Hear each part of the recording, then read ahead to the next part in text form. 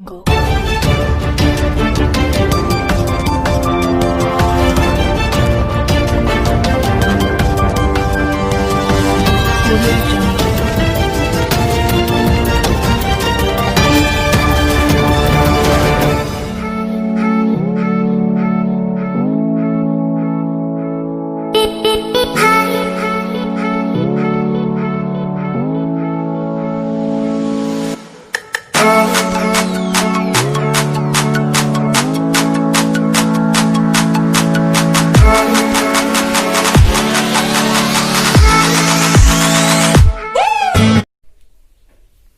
वर्ग 12वी राज्यशास्त्र विषयाच्या या ऑनलाईन वर्गामध्ये सर्व विद्यार्थ्यांचं स्वागत.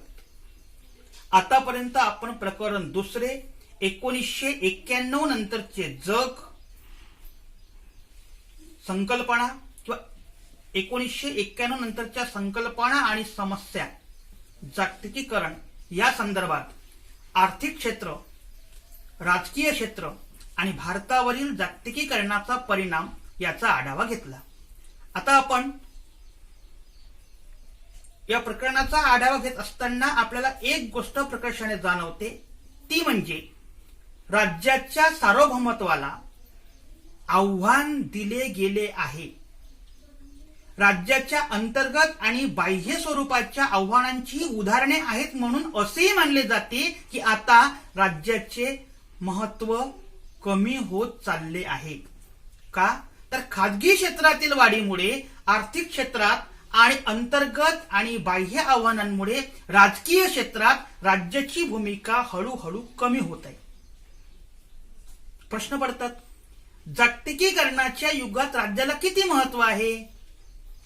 राज्य ही संकल्पना आज देखील महत्वाची आहे का? जनकल्याण आणि विकासाच्या कार्यातून राज्यव्यवस्था आता माघार घेत आहे का? हे 3 प्रश्न मनाला पडतात. तर आपण राज्याच्या घटकाविषयी बोलूया. राज्याचे जे घटक आहेत, ज्या मिळून राज्य बनतं, ते म्हणजे भूप्रदेश, सार्वभौम शासन आणि जनता. हे अतिशय महत्वाचे घटक आहेत. आज राज्याचा भूप्रदेश हा अबाधित आहे. आपण आज देखील राष्ट्रवाद आणि राष्ट्रीय एकात्मतेविषयी बोलतो. सार्वभौम शासन ही संकल्पना देखील अस्तित्वात आहे. आंतरराष्ट्रीय करारामुळे राज्याची सत्ता कमी झाली आहे, मात्र राज्याचे अधिकार कमी झालेले नाहीत. वांशिक राष्ट्रवाद आणि स्वयंनिर्णयाच्या हक्कांच्या आधारे नवीन राज्याची निर्मिती होत आहे, हे आपण आधीच्या प्रकरणात पाहिलं. मात्र त्यातून राज्याचा ऱ्हास होत नाही, तर नवीन राज्य निर्माण होत आहेत. जागतिकीकरणाच्या आव्हानांना सामोरे जाऊ शकतील अशा राज्याच्या विधानमंडळ, कार्यकारी मंडळ, न्यायव्यवस्था आणि नोकरशाही सारख्या सक्षम राजकीय संस्था आहेत. या संस्थाच राज्याचा मूलभूत मूल्याचे रक्षण आणि सामाजिक सुरक्षा देणारी व्यवस्था राखणे आणि आर्थिक विकासाला प्रोत्साहन देणे हे कार्य करू शकतात. सार्वभौमत्वाच्या संदर्भात शंका असल्यास राज्य देशांतर्गत आणि आंतरराष्ट्रीय पातळीवर कार्य करणारी सर्वात महत्वाची संस्था आहे, हे विसरता कामा नये. आणि म्हणूनच की काय, की जागतिक नागरी समाजाचे वाढते महत्व, वाढता आंतरराष्ट्रीय व्यापार, वित्त आणि भांडवलाचा मुक्त संचार यामुळे राज्याचे महत्व कमी होणार आहे, अशी जी कल्पना आहे, अशी जी वल्गना आहे, हे मानणे सर्वथा चुकीचे ठरेल. आता आपण या संदर्भात काही विचार प्रणाली आहेत, त्याचा पण आढावा घेऊया. आपल्या सर्वांना शीत युद्ध माहित आहे. या शीत युद्धाच्या काळामध्ये सोव्हिएत रशियाचे विघटन झाले. या काळात एक विशिष्ट विचार प्रणाली हा एक महत्वाचा घटक होता.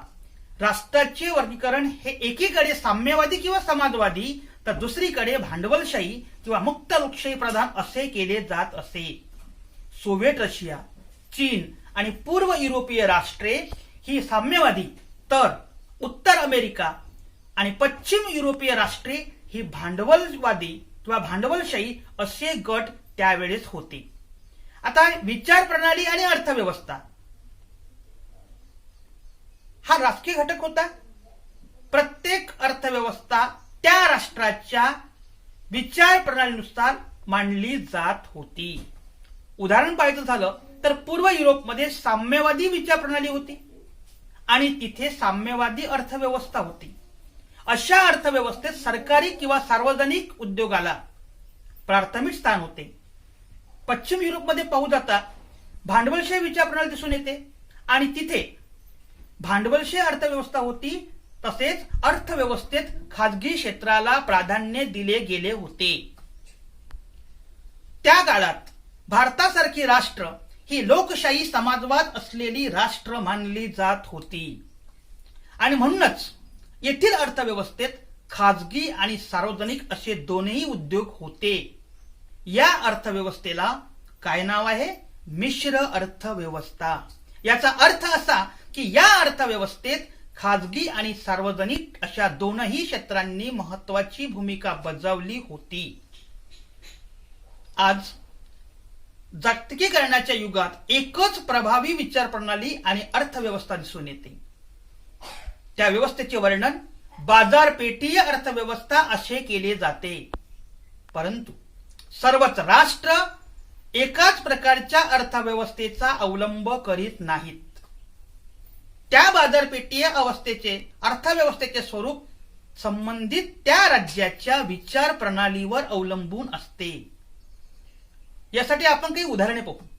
जसे की अमेरिकेत भांडवलशाही विचार प्रणाली बरोबर भांडवलशाही अर्थव्यवस्था आहे, म्हणून त्याचे वर्णन हे भांडवलशाही बाजारपेठीय अर्थव्यवस्था असे केले जाते. तर पश्चिम युरोपीय राज्यांमध्ये कल्याणकारी विचारसरणी आहे, म्हणून त्याचे वर्णन हे कल्याणकारी बाजारपेठीय अर्थव्यवस्था असे केले जाते. तर चीनी राजकीय व्यवस्थेचं पाहायचं झाल्यास चीनी राजकीय व्यवस्था ही साम्यवादी विचार प्रणालीवर आधारित आहे. मात्र काय झालं, 1990 नंतर चीनच्या अर्थव्यवस्थेत संपूर्ण बदल झालेला दिसून येतो. आज चीनचे वर्णन हे साम्यवादी बाजारपेठीय अर्थव्यवस्था असे केले जाते.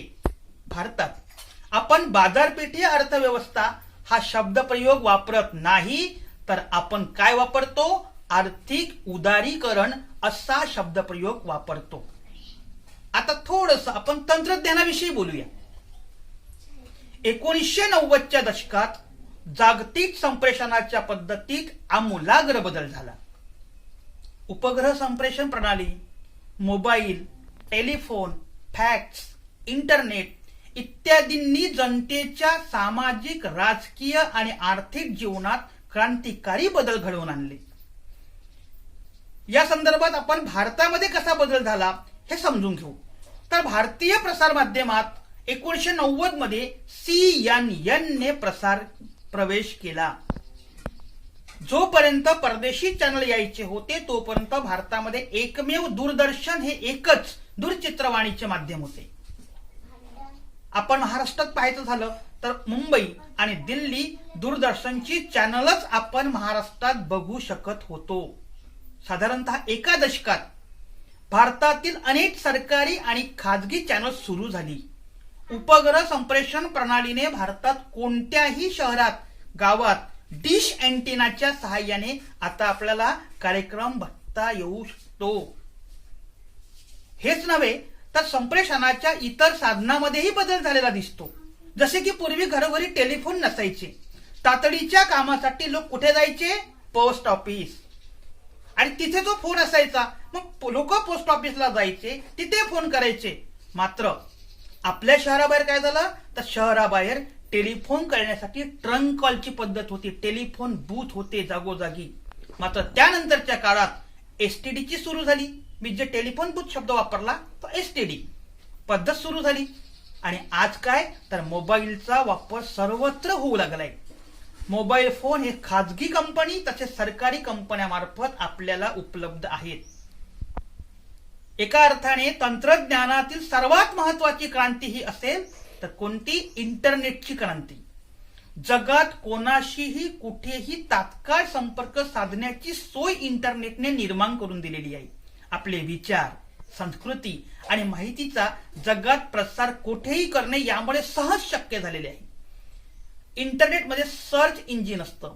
या सर्च इंजिनच्या माध्यमातून आपल्याला माहिती गोळा करता येते. Twitter, Skype, Facebook, Instagram, WhatsApp यासारख्या सोशल नेटवर्किंग माध्यमातून आपल्याला संवाद आणि संपर्क साधता येतो. आज माहितीच्या युगातील हे तंत्रज्ञान साधारणतः आंतरराष्ट्रीय स्वरूपाचे असते. मोबाईल फोन, इंटरनेट, उपग्रहाद्वारे प्रक्षेपण हे कोणत्याही देशाच्या सीमांना बांधील नसते. यामुळेच सीमापार गट, संस्था आणि बिगर राजकीय घटक, मग त्याचे स्वरूप हे एनजीओचे असेल तरी चालेल, ट्रान्सनॅशनल कॉर्पोरेशनचे असेल तरी चालेल, किंवा गुन्हेगारी आणि दहशतवादी संघटनांचे असेल, यांच्या वाढीस मदत होते.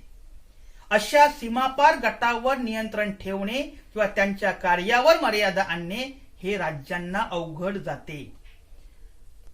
इजिप्तमध्ये जी फेसबुक क्रांती झाली, या फेसबुक क्रांतीला अरब स्प्रिंग या नावाने संबोधले जाते. आता आपण सामाजिक आणि सांस्कृतिक घटकाविषयी बोलूया.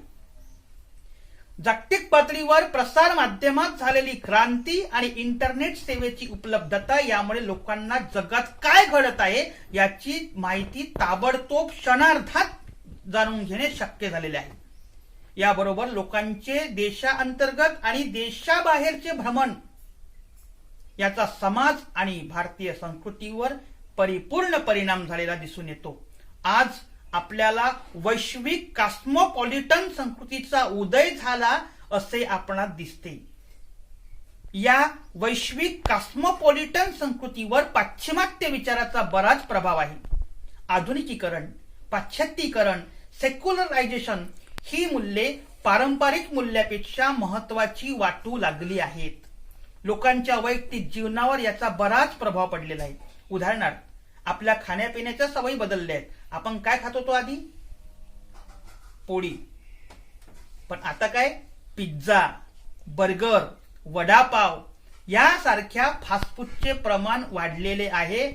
आपण नाताळ, दिवाळी यासारखे सण साजरे करत होतो, मात्र त्या पद्धतीही बदल झालेला आहे. आपल्या नाताळ आणि दिवाळी या सणावर पाश्चिमात्यांचा प्रभाव दिसून येतो. आपण mother's day, father's day, friendship day यासारखे सण साजरे करतो. ह्या नवीन कल्पना आज आपल्या इथे आलेल्या आहेत. आणि महत्वाचं म्हणजे आपण पारंपरिक कपडे घालत नाहीत, तर वेस्टर्न पद्धतीचे कपडे घालण्याचा, म्हणजे जीन्स, टॉप, ट्राउझर असे नवनवीन पद्धतीचे कपडे आपण घालण्याचा प्रयत्न करतो. समाजात हा चाललेला जो व्यक्तिवाद आहे आणि भौतिकवाद हा जागतिक संस्कृतीचा एक भाग झालेला आहे. शहरीकरणामुळे पारंपरिक कुटुंब पद्धतीत बदल झालेला आहे. ती कुटुंबे व्यक्तिकेंद्रित असल्याने तिथे विभक्त कुटुंब पद्धती आता निर्माण होत आहे. मला प्रायव्हसी पाहिजे, ही माझी खाजगी जागा आहे, अशा स्वरूपाचे उद्गार लहान लहान मुलं किंवा मोठ्या माणसाकडून आपण ऐकतो. आश्चर्य वाटतं. क्रेडिट कार्ड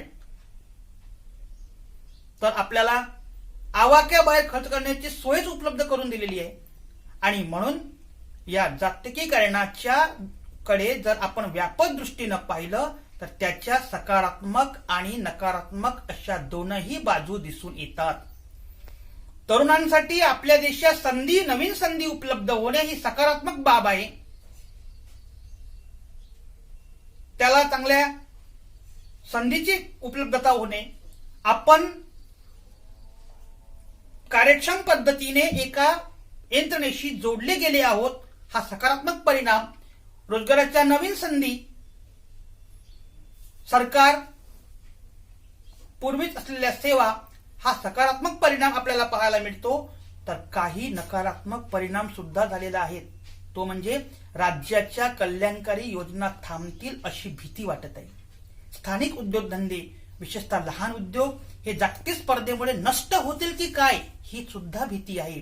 आणि शेतीचं क्षेत्र जर पाहायचं झालं तर या क्षेत्रात लहान आणि किरकोळ शेतकरी मोठ्या कंपन्यांची स्पर्धा करू शकणार नाहीत, अशी सुद्धा नकारात्मक बाजू जागतिकीकरणाची आपणास दिसून येते. आणि याच काळात